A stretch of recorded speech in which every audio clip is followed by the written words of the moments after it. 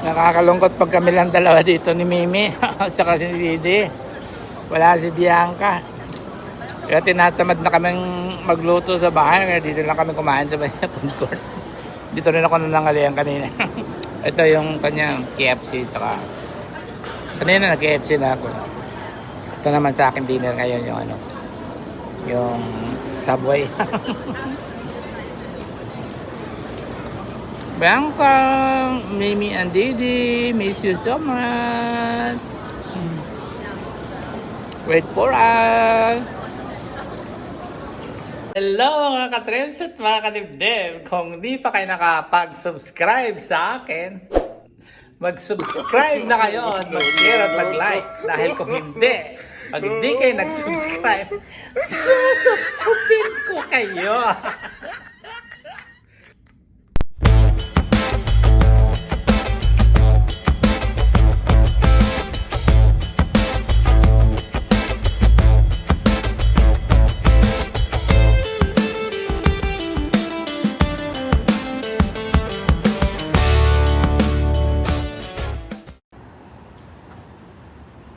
Hello mga kadibdib at bang kawasak-wasak. Pupunta na naman kami sa airport ngayon. Kasi ihatid namin si Ella. Siya naman ang uuwi. Tapos next week, susunod naman kami. Kaya sasakay lang kami ng train. Napakadali eh. Train lang mula dito sa amin. Papunta sa airport. Yan. Nandun na yan. Dadala lang kami ng pagkain. Nagluto ko kami kagabi ng pagkain dadali namin kay Ella.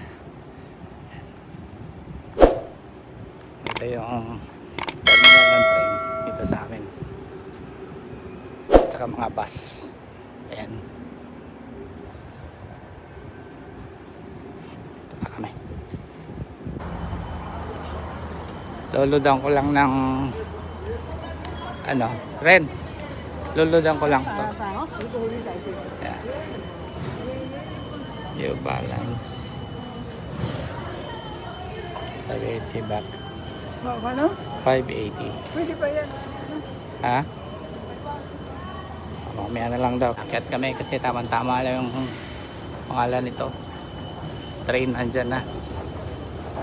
Transfer lang kami doon mamaya sa River Rock. Napakadali kasi ng transportation dito sa amin eh. Ito ka ng downtown, tapos sa airport.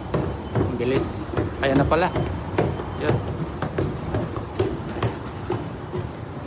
Takbo. A few moments later. Dito na kami sa loob ng train. Walang masyadong pasahero. Konti lang. Tapos bababa kami doon sa isang stasyon para pa airport naman. Saka namin kakatagpuin si Ella.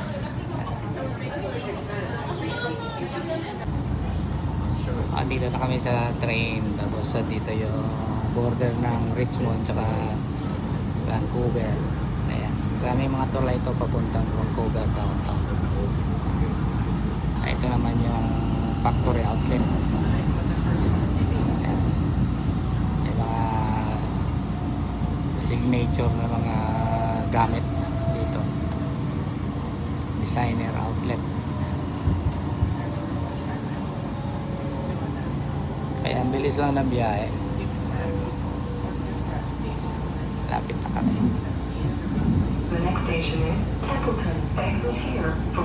A few minutes later. Ang bilis ng biyahe namin. Wala pang 10 minutes pala sa bahay. Dito na sa airport. Ayan. So papasok na kami doon. Andun na si Ella. Naghihintay na yun doon. Ito naman yung Fairmont Hotel dito. Sa tabi lang ng airport talaga. Paglabas mo, hotel na.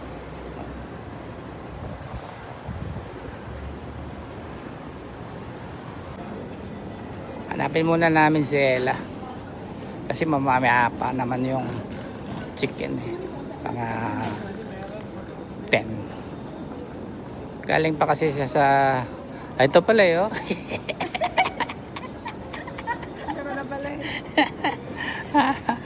Asa man kagikan? Ito lang yung dala niya. Oo. Tara. Ito tayo doon. Lalakad-lakad din pala. Ayan. Kalalabas lang namin. Oo.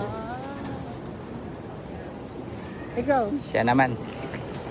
Next week kami naman. Ito mga bilihan ng mga souvenir dito. Ayan. Maganda. Ayan. Tapos yung famous na tambayan. Yung bangka na may sakay na mga mga native. Tapos sa second floor, may mga naghihintay na mga darating. Dito kami sa food court muna.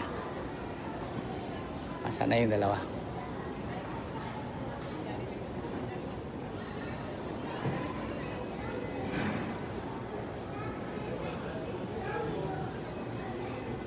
Dito rin si Bianca nagtatakbo nung Sabado.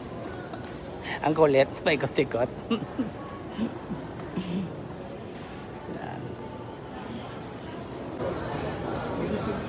So habang naghihintay, bibili muna ng donut saka ice cappuccino dito sa Timog.